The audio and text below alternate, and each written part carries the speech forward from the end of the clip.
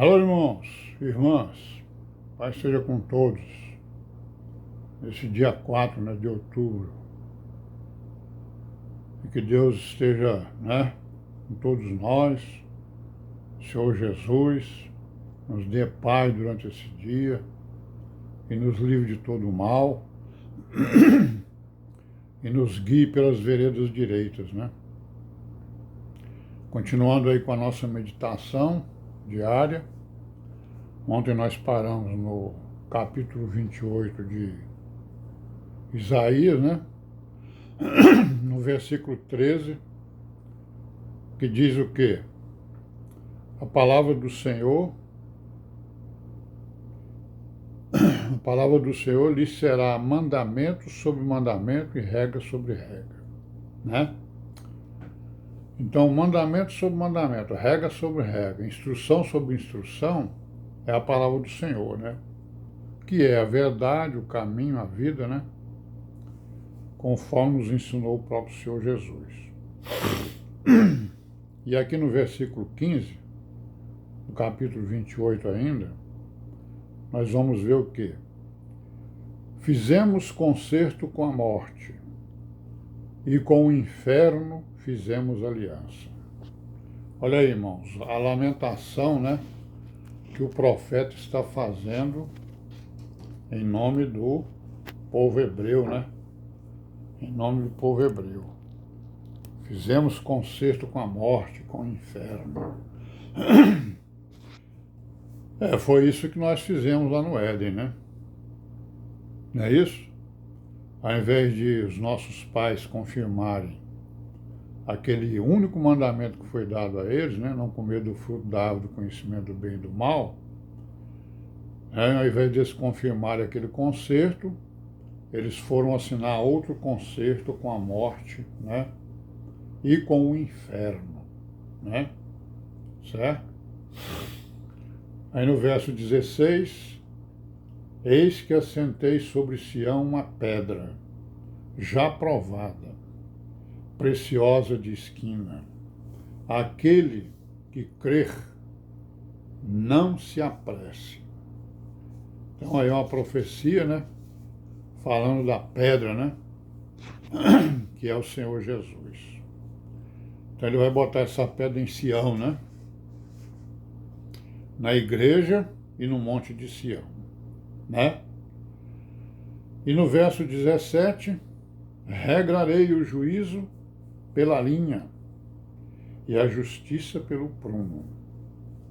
Então ele está falando o que aqui? Do milênio, Está ensinando e está profetizando. Está falando, olha, eu vou colocar uma pedra lá em Sião, uma pedra preciosa de esquina, aquele que nela crê, não se apresse, E eu vou regrar o juízo pela linha e a justiça pelo prumo, ou seja, pela palavra, pelo bem, E no verso 18, e o vosso concerto com a morte se anulará, e a vossa aliança com o inferno não subsistirá, Então essa pedra que é o Senhor Jesus vai anular exatamente esse concerto, Vai remir, vai acabar com esse concerto que nós fizemos com a morte e essa aliança com o inferno, que é uma aliança do homem com o diabo, não é isso? No verso 24 a 29, está escrito assim, lavra todo dia o lavrador para semear,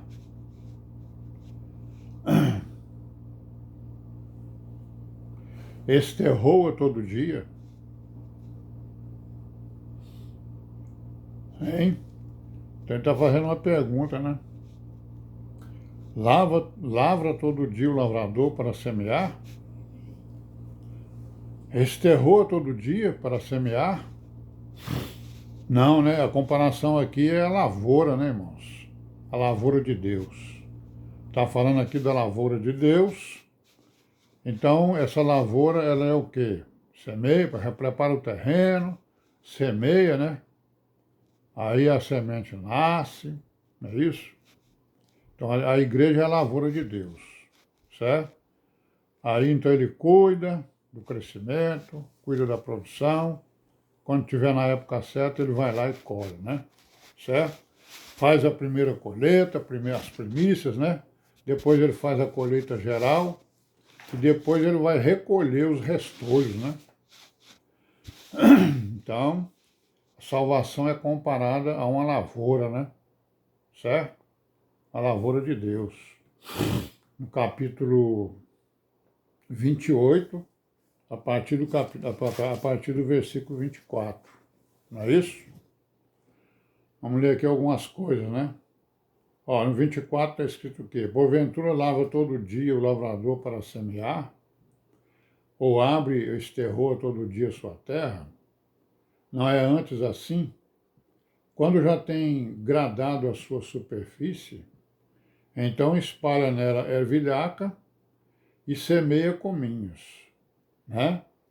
Ou lança nela do melhor do trigo, ou cevada escolhida, ou centeio, cada qual no seu lugar.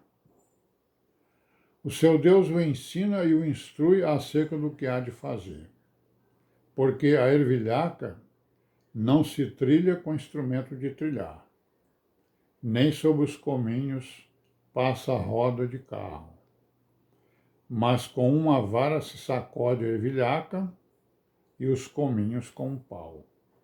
O trigo é esmiuçado, mas não se trilha continuamente, nem se esmiuça, né, com as rodas do seu carro, nem se quebra com seus cavalos. Até isto procede do Senhor dos Exércitos, porque é maravilhoso em conselho e grande em obra. Então ele está comparando aí, né, a igreja, a humanidade, Israel, como uma lavoura, né? Certo? E que são lavouras diferentes, né? Ele está dizendo aí, né? Ele citou aí a ervilhaca, o centeio, né? Citou aí o trigo, né? Cada lavoura dessa tem uma diferença. Não é verdade? Vamos continuar aí, né?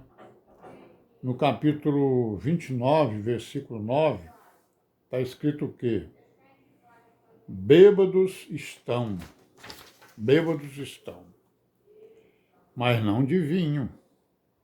Andam titubeando, mas não de bebida forte. Estão bêbados, né? Quem é que estão bêbados? A humanidade, né?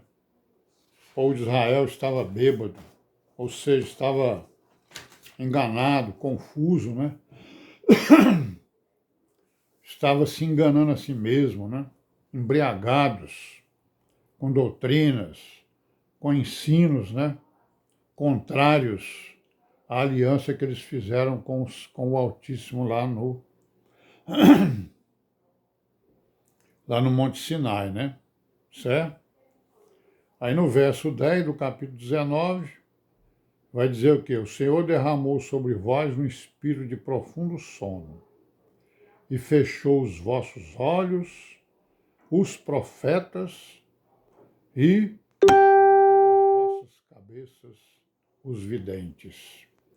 Então o que o Senhor fez? Né? O Senhor fez isso aí, né? Fechou os olhos e as bocas dos profetas e vendou as cabeças dos videntes, né? Dos ensinadores, porque não adiantava nada, né? Eles estavam falando,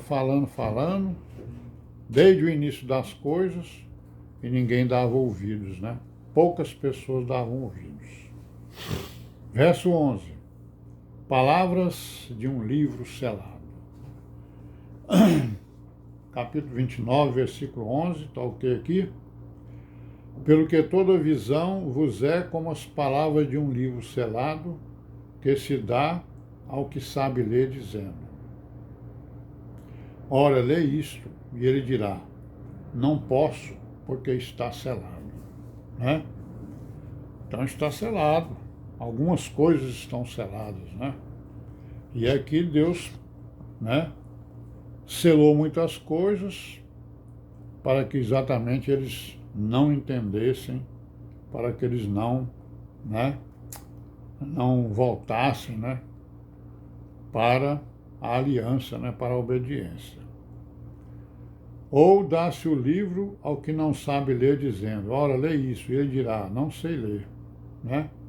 Versículo 13, porque o Senhor disse, pois que este povo se aproxima de mim, e com a sua boca e com seus lábios me honra, mas o seu coração se afasta para longe de mim. E o seu temor para comigo consiste só em mandamentos de homens, em que foi instruído. Eis que continuarei a fazer uma obra maravilhosa no meio deste povo, uma obra maravilhosa e um assombro, porque a sabedoria dos seus sábios perecerá, e o entendimento dos seus prudentes se esconderá. Ai dos que querem esconder profundamente o seu propósito do Senhor. Fazem as suas obras às escuras e dizem, quem nos vê e quem nos conhece? Então, irmãos, estamos aí, né? Lendo Isaías, os irmãos estão vendo aí os grandes ensinamentos, né, que ele está dando, praticamente os mesmos ensinamentos que os apóstolos deram, né? Porque eles estão ensinando a graça também, né? Estão ensinando o Senhor Jesus, a graça, o Novo Testamento, né? E amém por hoje. E amanhã, se Deus quiser, estaremos aqui de volta para continuarmos aqui na meditação dessas santas palavras, né? Inefáveis, de correção, de ensino, de educação para todos nós. Amém? Pai seja com todos nós e até amanhã, se Deus quiser.